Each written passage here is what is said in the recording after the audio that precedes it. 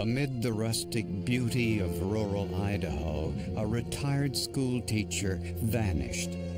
But even though he was missing, his bills were paid on time, and he continued to correspond with his family. But they couldn't contact him, making this one of the most bizarre missing persons cases in U.S. history.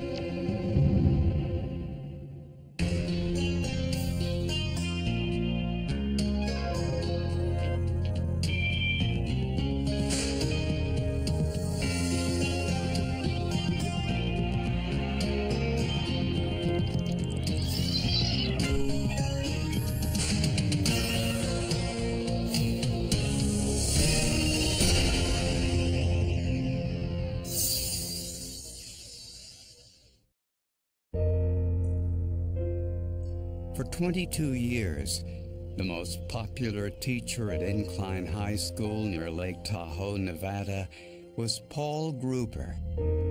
It was his passion for travel that fueled his love of foreign languages. He loved that he could go to these places and speak their language, and he emphasized that very much, that was really one of the main benefit of learning a foreign language, is that traveling the world, you could take care of yourself. I went to Mexico with him my junior year of high school.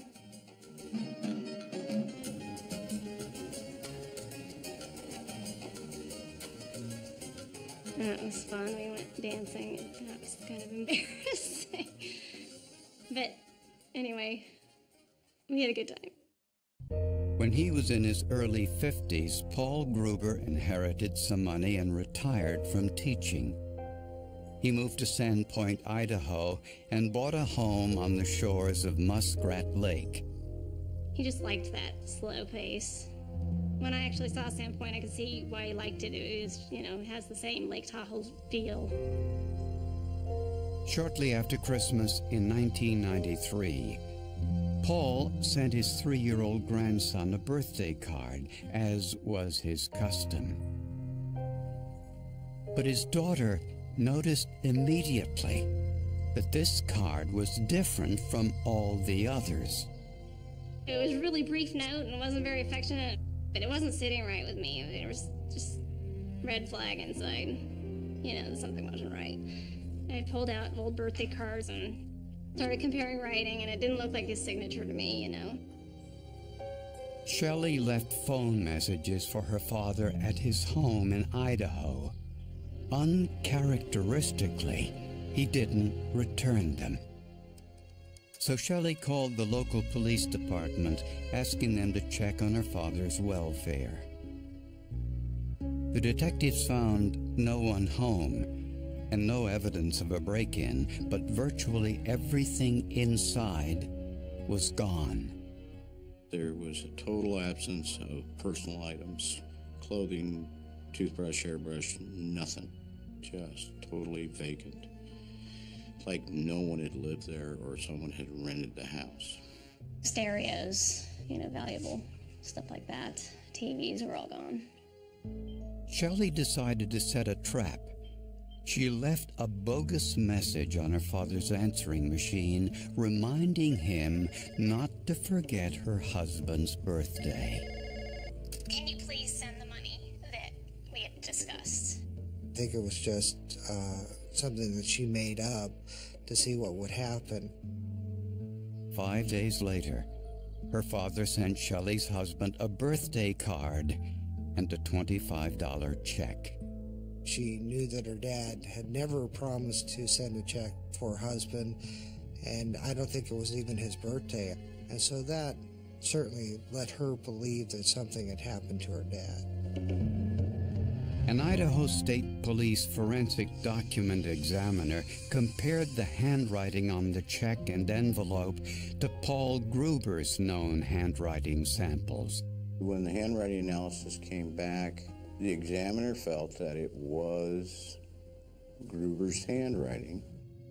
Paul's family, however, didn't believe it.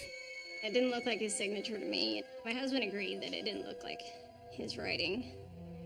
So I think That's when I started making some more calls.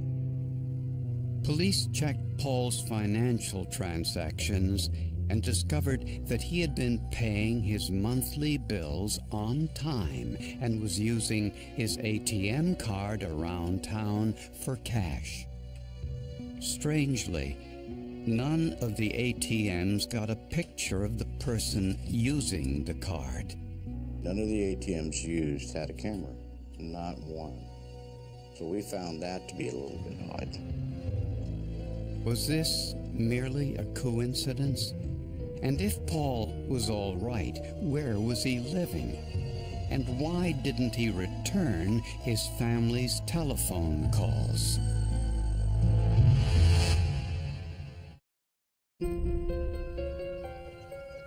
Shelley Kepley was convinced that something sinister had happened to her father, Paul Gruber. On a hunch, Shelley called the post office in Sandpoint, Idaho, and asked them who was picking up her father's mail from his post office box. A security camera provided a partial answer.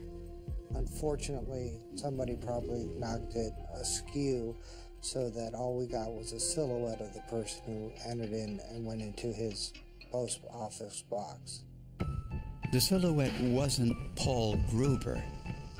To some people in town, it looked like 43-year-old Darrell Kuehl, a local handyman who had been doing work for Paul.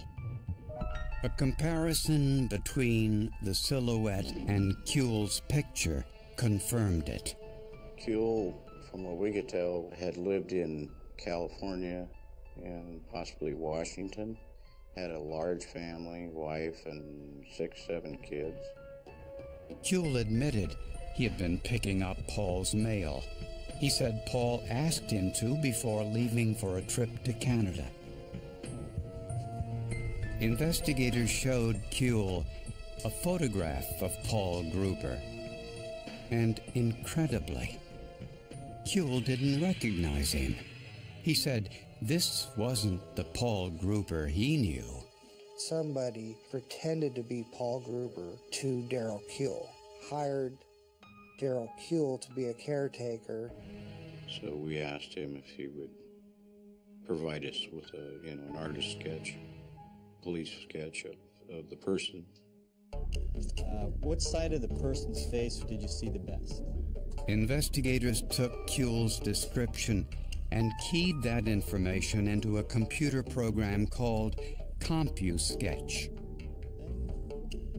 I'm entering the answers that they provide to the question, and so the computer, with those answers, generates that sketch. Then Kuehl provided feedback on the first image to improve the likeness. I want to change one item at a time. That way, if it's the nose that's the problem, we can pinpoint the nose. Or if the eyes don't match the nose, we can pinpoint that. Could be average hour to 2 hours to go through it. When finished, police released this composite sketch to the media, hoping to find the man who had assumed Paul Gruber's identity. But no one called. Months went by, and there was still no sign of the real Paul Gruber either. We still didn't know where Gruber was at. We hadn't located him. We weren't even sure that anything had happened to this man. Police continued to keep a close eye on Paul's house and searched the property repeatedly, even using cadaver dogs. But something inside the house bothered Detective Sergeant Valdez. A small rug in the foyer had been glued to the floor. That just drove me crazy. I couldn't figure out why anybody would glue a rug to the hardwood floor. That's great. My wife would kill me if I did something like that. So we tore it up. Under the rug, investigators found a small gouge in the wooden floor. It looked like a bullet had ricocheted and hit the floor. tests of the wood were positive for the presence of lead. Police used luminol and discovered there had been blood on the floor near the bullet mark and elsewhere. We started spraying up the door, and you could see white marks about halfway up the door. I mean, they stand out. If you use bleach or anything else, they stick out real well. DNA testing proved that the blood was Paul Gruber's. But where was the body? We don't have a Gruber. We don't have a body. We can't prove the man's dead. Darrell Kuehl, a 43-year-old handyman, said this man identified himself as Paul Gruber and hired him to take care of the Gruber property while he went away on vacation. This man was obviously an imposter. And no one had heard from the real Paul Gruber for months. They continue on with the investigation. The number one thing that they're looking for is a body, trying to figure out where the body of Paul Gruber is. As for Darrell Kuehl, he was well respected in the community and had no criminal record. However, a search of his finances showed he recently deposited over $20,000 into his checking account. At the same time, there were similar withdrawals from Paul Gruber's account. Kuehl admitted transferring Paul's money into his checking account so that he could pay Paul's bills. None of that, to me, rang true. I have a lot of friends. I don't have any friends that are, I'm going to go out and pay their bills for them at $500-600 a whack that I just met. The only evidence detectives had were the birthday cards and checks Paul Gruber sent to his family while missing. A forensic document examiner concluded that the handwriting on those birthday cards was consistent with the real Paul Gruber's known handwriting samples. Paul's family disagreed. I was absolutely persuaded that it wasn't. So it's hard when you got experts saying, yes, it is. And you're like, no, it's not. So the materials were sent to another forensic examiner for a second opinion. Once I knew what his signature looked like, what his subconscious characteristics were, then I took some of the question material, looked at it, and it didn't take long to see if it was counterfeit or if it was valid. The most striking part of the examination was the writing of the letter P. Paul Gruber consistently had a large loop in this letter, yet in the question documents, the P's were different. The loops weren't as well formed. They were completely missing or they were elongated. Floberg also noticed that Paul Gruber wrote his M's and N's much differently than those in the question document. He concluded that Paul Gruber did not write these documents. The signatures did look pretty close to the victims. I believe a lot of practice had gone into duplicating the victim's signatures. His downfall, however, was that there's a lot more writing that goes into a birthday card and an address. Next, Floberg analyzed Darrell Kuehl's handwriting to see if he had written the checks and birthday cards. He noticed that Kuehl used the same closed loop on the capital P and other capital letters, and Kuehl wrote his F's in virtually the same way as the question document. No matter how much time you have to practice writing, it's so hard to duplicate the writing of another that Mr. Kuehl was conclusively the writer of the forged checks and birthday cards and addressed the envelopes. investigators searched Darrell Kuehl's property and found some incriminating evidence. We found a hidden door upstairs and found military-type, dark camouflage-type clothing, throwing stars, a katana, which is a big sword. It just didn't fit with Darrell Kuehl, the family man, father, Mormon, good Mormon type person. They also found power tools, furniture, even a boat, which were all identified as belonging to Paul Gruber. We found a small suitcase or briefcase that had his Sunday go-to-meeting clothes in it and a large butcher knife. And that really seemed strange. And in the middle of it all was one of Paul Gruber's power bills. But most alarming was a .22 caliber handgun with a homemade silencer. Silencers are illegal because they can alter the ballistic evidence.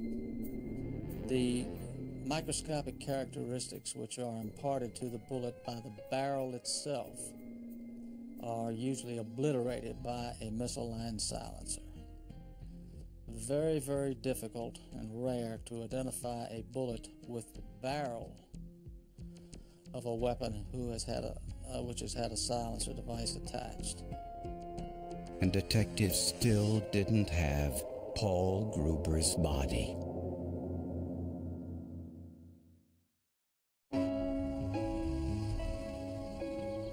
"18 months after Paul Gruber disappeared, investigators searched his house yet again.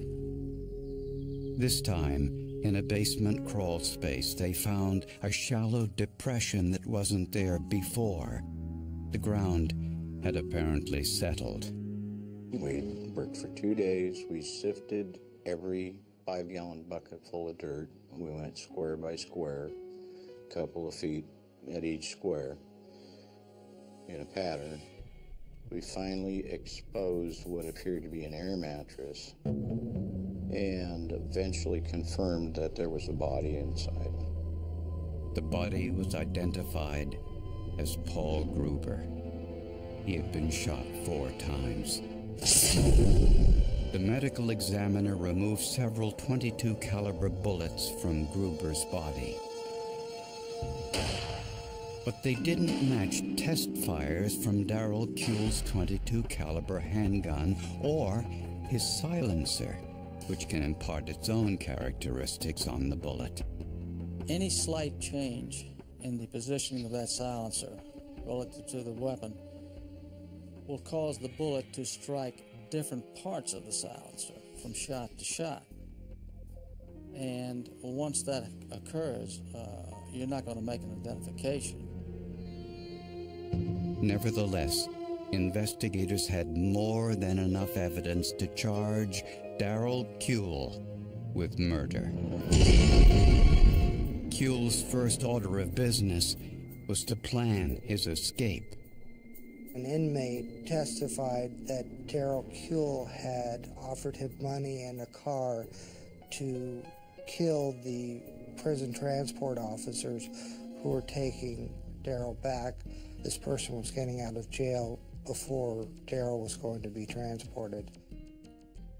$5,000 for me and $5,000 for Harvey and $5,000 for Howard. We thought we were going pretty cheap there. Kuehl thought he'd soon be a free man, but the investigators knew better. The 2 officers were actually doing the transport. They said, "Darrell, we know about your plot, that you were going to have us killed." Those guys turned state's evidence, and they said that he was just crushed at that point. Prosecutors believe Darrell Kuehl orchestrated an elaborate plan to kill Paul Gruber and steal his money. This was a crime motivated by greed. Paul Gruber had things that Darrell Kuehl wanted. He needed more money. And 6 kids, 7 kids, however many he had. That's a lot of groceries. Apparently, Paul Gruber hired Darrell Kuehl for handyman work around the house and soon gained his confidence.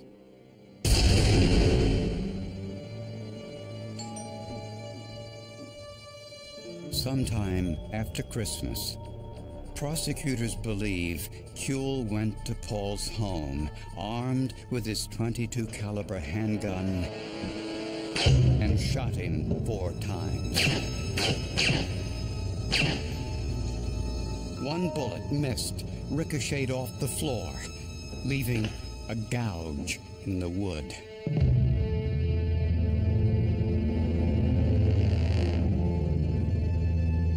Luminol tests show that he dragged Paul's body into the crawl space, wrapped him in plastic, and buried him underneath his own house.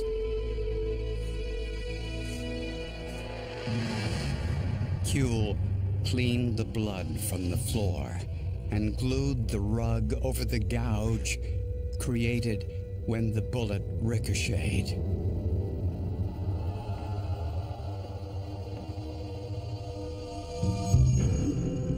With Paul dead, Kuehl now had unfettered access to Paul's records, his ATM card, his PIN number, his checks, his Social Security number.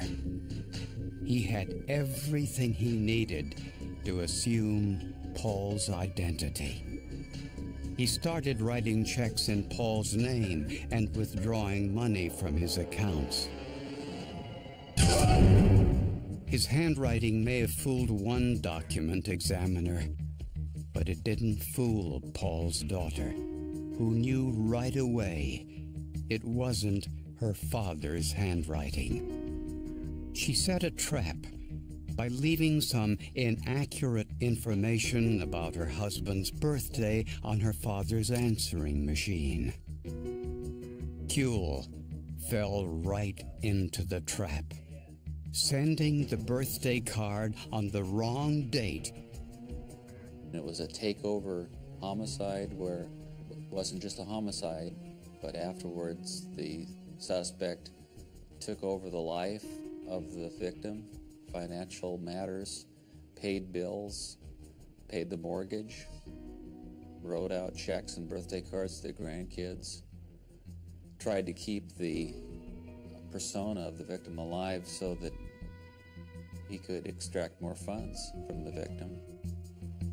At his trial, Darrell Kuehl insisted he was innocent. He denied signing Paul's name on his checks and sending the birthday cards to Paul's family. He pointed to the opinion of the first forensic document examiner as proof. So what did prosecutors do? They asked scientists to swab the back of the stamp on the birthday cards, and they found saliva. Its DNA matched Darrell Kuehl. There was roughly 1 million people in Idaho, so when you have a 1 in a million on a DNA, that tells you that if everybody in Idaho is in the same room, this is still the only person it could be.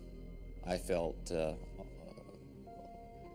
lot happier to know that I wasn't going to be the only one testifying to the identity of the writer, but also the DNA was going to corroborate my findings.